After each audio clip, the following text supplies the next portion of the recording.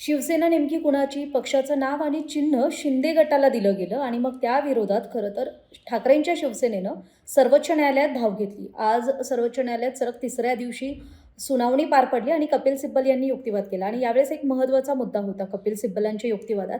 ते म्हणजे शिवसेनेची ती एक बैठक, ज्या बैठकीत खरं तर एक निर्णय जो शिंदेंच्या शिवसेनेनं घेतला आणि तो कशा अर्थानं निवडणूक आयोगाला सुद्धा अडचणीत आणणारा आहे, त्या विषयाचा हा युक्तिवाद होता आणि एकूणच शिंदेंच्या शिवसेनेसोबतच निवडणूक आयोगाच्या कार्यशैलीवर सुद्धा आज कपिल सिब्बल यांनी अनेक सवाल उपस्थित केले. त्यामुळे आजच्या सुनावणीत काय घडलं हे तुम्हाला मी A to Z सगळं सांगणार आहे पुढच्या 2 मिनिटात. सगळ्यात महत्त्वाचं म्हणजे आजच्या सुनावणीतला पहिला मुद्दा होता तो म्हणजे पक्षाच्या कार्यकारिणीचा. जी 2018 साली पक्षाची कार्यकारिणी झाली, त्या 2018 साली झालेल्या कार्यकारिणीत तब्बल 160 सदस्य हे ठाकरेंच्या शिवसेनेकडे होते, पण शिंदेंकडे मात्र 0 म्हणजे भोपळा होता. असा युक्तिवाद कपिल सिब्बल यांनी केला आणि मग त्यापुढे त्यांनी असा दावा केला की दोन्ही गटांनी म्हणजे शिंदे असेल ठाकरे असेल दोघांनीही निवडणूक आयोगाकडे ज्यावेळेस पक्षाच्या घटनेबाबत म्हणजे ज्यावेळेस त्यांना विचारणा करण्यात आली त्यावेळेस दोघांनीही 2018च्या पक्षाच्या घटनेचा आधार घेतला होता. पण तरीसुद्धा केंद्रीय निवडणूक आयोगानं त्याकडे पूर्णतः दुर्लक्ष केलं असा दावा आज कपिल सिब्बल यांनी केला.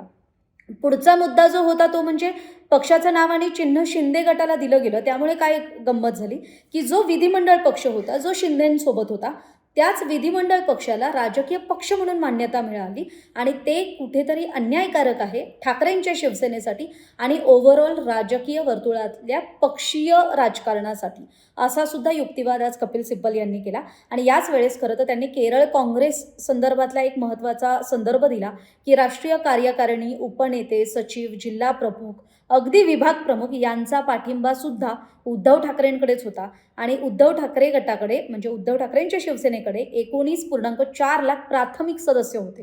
तर शिंदेंच्या शिवसेनेकडे किती होते?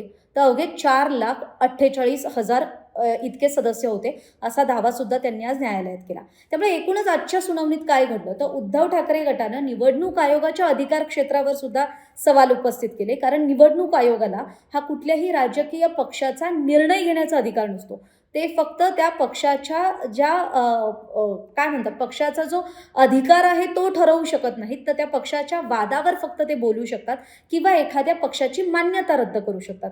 पण तो पक्ष कुठला योग्य आहे, कुठल्या पक्षाला मान्यता द्यायची हे ते ठरवू शकत नाहीत आणि हे त्यांच्या अधिकार क्षेत्रात येत नाही असं सुद्धा कपिल सिब्बल यांचं म्हणणं होतं.